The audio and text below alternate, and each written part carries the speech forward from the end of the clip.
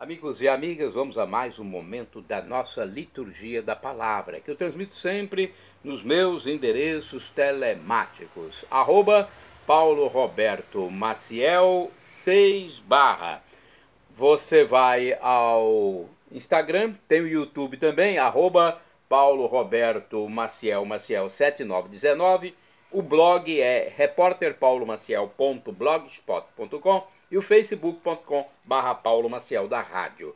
Liturgia referente ao dia 19 de julho de 2025, sábado, 15ª semana do Tempo Comum na Igreja Católica Apostólica Romana, no ano litúrgico C, quando se enfatiza mais o Evangelho de São Lucas, pelo menos na liturgia dominical. A cor dos paramentos litúrgicos é verde, conforme eu estou simbolizando com esse lenço.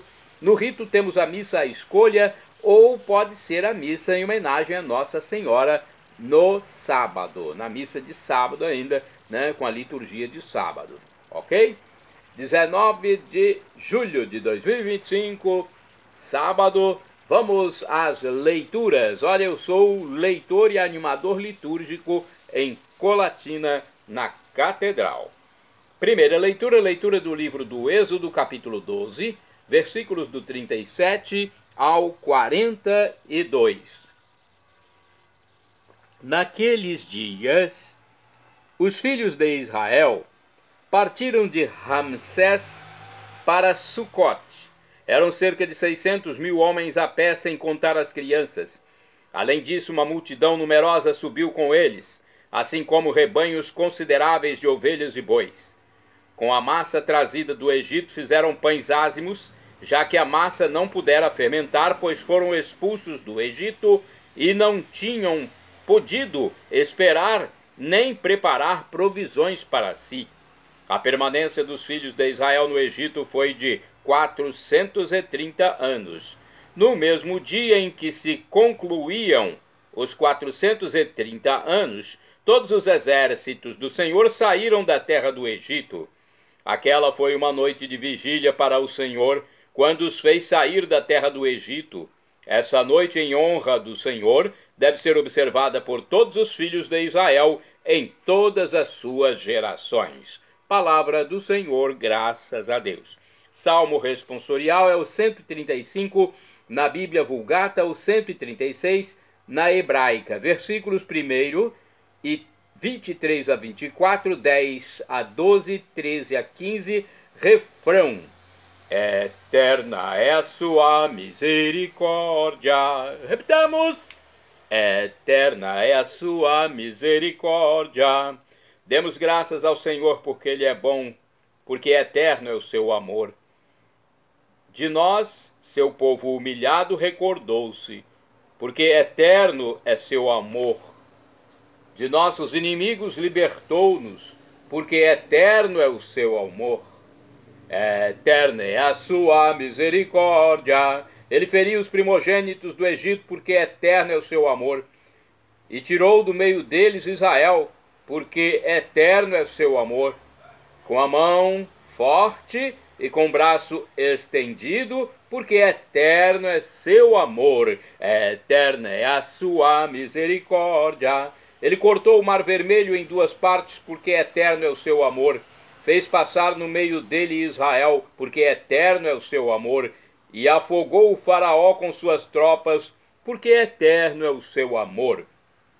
Eterna é a sua misericórdia. Repitamos. Eterna é a sua misericórdia. Agora vamos ao Evangelho, escrito por São Mateus, capítulo 12, versículos do 14 ao 21. Vamos aclamá-lo primeiro, recepcionaremos então o Evangelho e depois o proclamaremos. Aleluia, aleluia, aleluia, aleluia, aleluia, aleluia, aleluia, aleluia, aleluia, aleluia. Em Cristo Deus reconciliou consigo mesmo a humanidade, e a nós Ele entregou essa reconciliação. Aleluia, aleluia, aleluia, aleluia, aleluia, aleluia, aleluia, aleluia, aleluia, aleluia. O Senhor esteja convosco. Ele está no meio de nós. Proclamação do Evangelho de Jesus Cristo, segundo São Mateus. Glória a vós, Senhor. Pelo sinal da Santa Cruz, livra-nos Deus, nosso Senhor, dos nossos inimigos.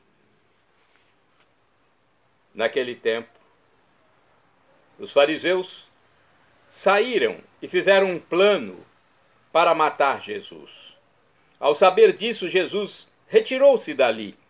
Grandes multidões os seguiram e ele curou a todos. E ordenou-lhes que não dissessem quem ele era, para se cumprir o que foi dito pelo profeta Isaías. Eis o meu servo que escolhi, o meu amado, no qual coloco a minha afeição. Porei sobre ele o meu espírito, e ele anunciará às nações o direito. Ele não discutirá nem gritará, e ninguém ouvirá sua voz nas praças. Não quebrará o caniço rachado, nem apagará o pavio que ainda fumega, até que faça triunfar o direito. Em seu nome as nações depositarão a sua esperança. Palavra da salvação, glória a vós, Senhor. Vamos saber um pouco mais da leitura. Porque o seu amor é sem limites, podemos esperar e experimentar a libertação que Deus traz ao seu povo. Discípulos e missionários, somos escolhidos e enviados para que essa liberdade ocorra de fato. Aqui no livro Deus Conosco tem um comentário sobre o Evangelho. A palavra revela-nos o que Deus espera de nós, que nossas atitudes se assemelhem às de Jesus. Diante da oposição violenta de seus adversários, Jesus mostra-se humilde, manso e prudente. Não cede aos adversários, continua pregando e fazendo o bem, não usa de violência contra os violentos. Por isso o evangelista diz que ele é o Salvador prometido, é paciente, tolerante, não reage aos insultos e aos golpes, mas sua vitória é certa e ele será a esperança de salvação para todos. Temos aqui uma reflexão do livro Igreja em Oração. Vejamos qual é esta reflexão. O Evangelho nos relata a consequência da cura feita por Jesus em um sábado. A condenação por parte dos fariseus é perpetrada por isso. Ele, então, se retira para que se cumpra a profecia de Isaías, retomada pelo evangelista Mateus. É interessante notar que o trecho profético destacado é um dos cânticos do servo sofredor.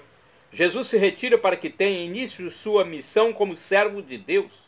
Jesus é o servo sofredor do Senhor, cujo sofrimento redimiu os seres humanos. Prefigurado no Antigo Testamento, Cristo é aquele no qual as nações depositarão sua esperança. Vamos ver sobre este evangelho, Mateus, capítulo 12, versículos do 14 ao 21. Mais uma explicação no livro Palavra e Vida. Já no evangelho aparece a determinação dos fariseus de acabar com Jesus, de matá-lo. Mas Jesus segue firme, inacessível ao desalento.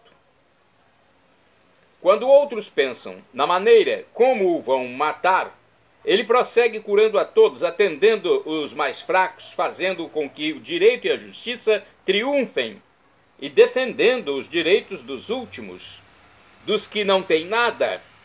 Atualmente temos de render graças a Jesus por sua obstinação em ser fiel à sua missão, apesar de todos os pesares, porque por isso mesmo transformou-se em nossa esperança e nossa salvação. Vamos agora aos santos do dia 19 de julho. São Símaco é santo de 19 de julho. De acordo com o site da TV Rede Século XXI, rs21.com.br, Símaco nasceu na ilha de Sardenha, na Itália, no ano 500. Símaco foi eleito papa com apenas 38 anos de idade. Realizou muitas obras. Construiu a Basílica de Santa Inês, adornou a Basílica de São Pedro e reconstruiu a Basílica dedicada a todos os santos. reformou as catacumbas, construiu asilos para os idosos e libertou os escravos em Roma. Insatisfeitos com os trabalhos do Papa Símaco, os cardeais, olha o que aconteceu, apresentaram outro papa, Lourenço, chamado de antipapa. Símaco sofreu várias acusações, mas se defendeu brilhantemente.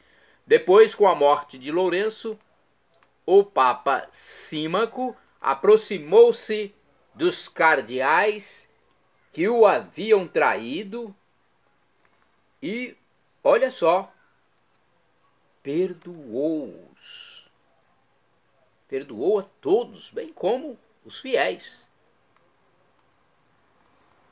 Puxa vida, hein? Que bonito gesto. Lembra muito o Papa João Paulo II, que perdoou o criminoso que tentou assassiná-lo. Só que com João Paulo II foi bem mais grave, né? Foi uma tentativa de assassinato.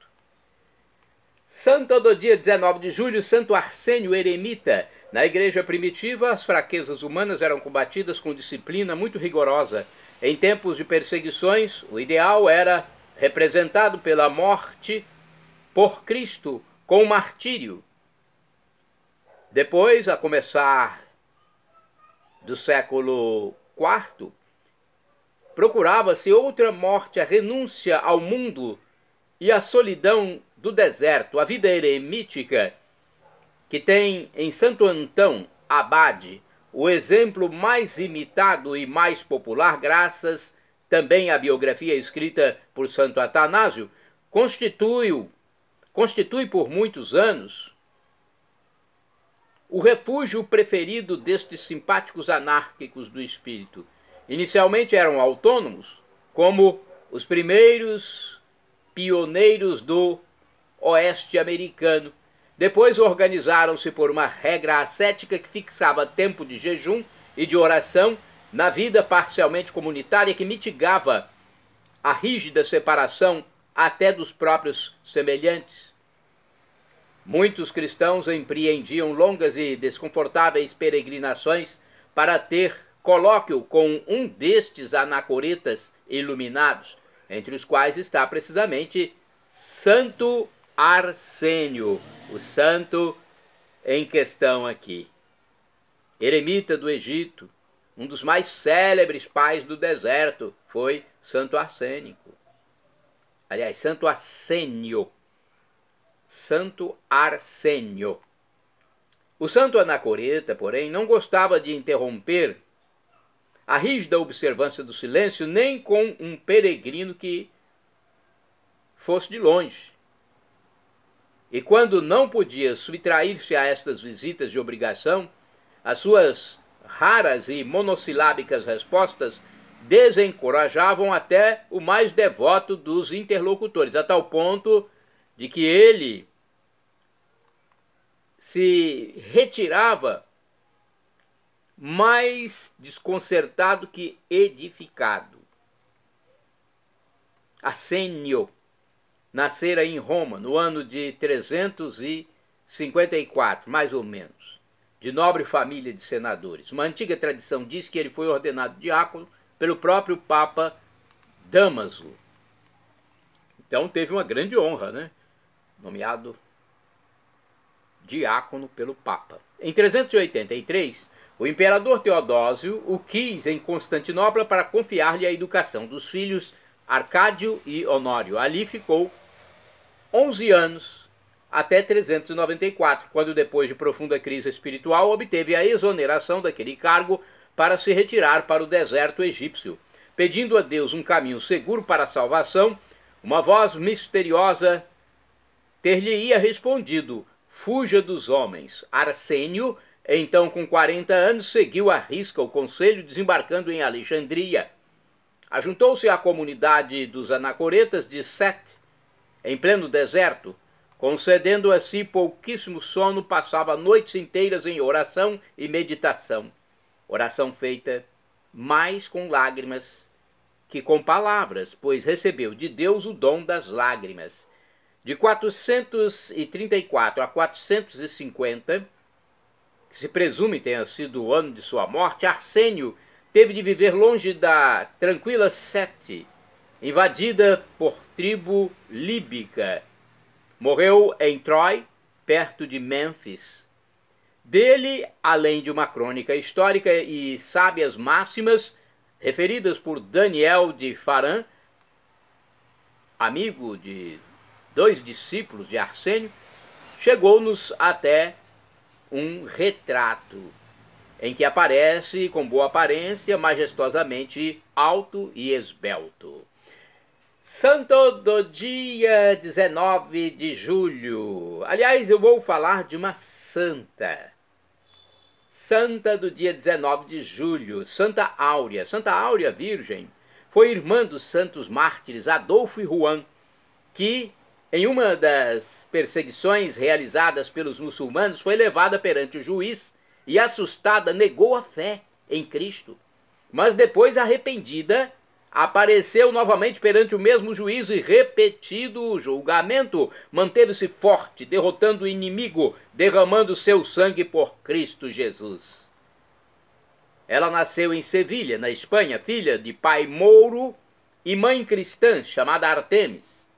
Com a morte de seu pai, foi para Córdoba, com sua mãe e irmão, dedicando-se às práticas cristãs. Áurea viveu mais de 30 anos no mosteiro de Cuteclara. Ela foi denunciada por alguns parentes paternos quando confessou a religião que professava. Perante o juiz, a sua família foi ameaçada de morte, a menos que ela mudasse de religião. Áurea finalmente prometeu fazer o que lhe foi aconselhado, mas voltando para casa, lamentou o que fez e pediu perdão a Deus. Desde então passou a visitar igrejas, demonstrando sua crença. Sendo mandada de volta para o juiz, confirmou sua fé em Cristo Jesus e reparou o erro que tinha cometido. Foi condenada à morte pela espada. Seus restos mortais foram jogados no rio. História de Santa Áurea. Rogai por nós, Santa Áurea, que está junto a Deus. Os santos, para nós católicos, são intercessão. Eles intercedem junto a Deus porque fizeram o bem e suas almas foram para o Senhor. Shalom Adonai é uma expressão hebraica que significa a paz de Deus. É o que eu desejo para todos vocês. El Shaddai, também do hebraico, significa Deus onipotente, Deus todo-poderoso. Ele proverá aquilo que você deseja, se for para o seu bem. O professor e escritor de mais de 100 livros da Igreja Católica, Felipe Rinaldo Queiroz de Aquino, em seu canal no YouTube, diz que Deus pode nos dar uma dessas 3 respostas quando suplicamos algo. Sim, não ou espere. Qualquer das 3 devemos acatar. Afinal de contas, estamos lidando com o Criador de tudo, o Criador do universo. Mesmo que seja um não, acate. Até o pai terreno dá um não para o filho quando percebe que é o melhor. A mãe terrena também. Imagine de Deus. Vindo um não de Deus, acate. É o melhor para você. Eu mesmo já recebi muitos nãos de Deus. Confesso que no momento que recebi os nãos, eu não entendi e fiquei até enraivecido, como pecador que eu sou. Mas depois eu fui ver que os nãos de Deus foram a melhor coisa para mim.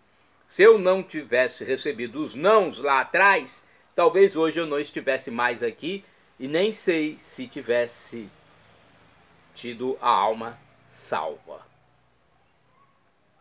Para você e para eu, para todos, a salvação eterna exige acreditar em Jesus como Deus, ser batizado e confessar os pecados para não morrer em pecado grave. Aí teremos corpos glorificados, semelhantes ao de Jesus quando ressuscitou. Entrou no cenáculo sem abrir portas, passou pela parede e não derrubou a parede. Podia ficar sem comer ou podia comer também. Podia ficar sem beber ou podia beber também. Mudou a aparência para Madalena, para os apóstolos na praia, quando fez uma peixada para eles. Mudou a aparência para os discípulos de Emaús. Desapareceu num átimo de segundo quando abençoava a refeição, também com os discípulos de Maús. Subiu ao céu. Teremos um corpo assim, parecido com o de Jesus ressuscitado. Algo inexprimível, indizível, inefável, inexpressável e grandioso. O apóstolo São Paulo já disse: o sofrimento de agora nem se compara com a glória futura que será revelada em nós quando formos para a vida eterna com corpos ressuscitados.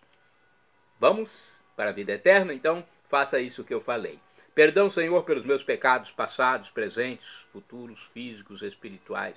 Pecados do pensamento, palavras, atos, omissões, e me dê a vida eterna. Meu Jesus, eu quero a vida eterna convosco. Acesse Paulo Roberto Maciel, @Paulo Roberto Maciel 6/, repórterpaulomaciel.blogspot.com, @Paulo Roberto Maciel 7919.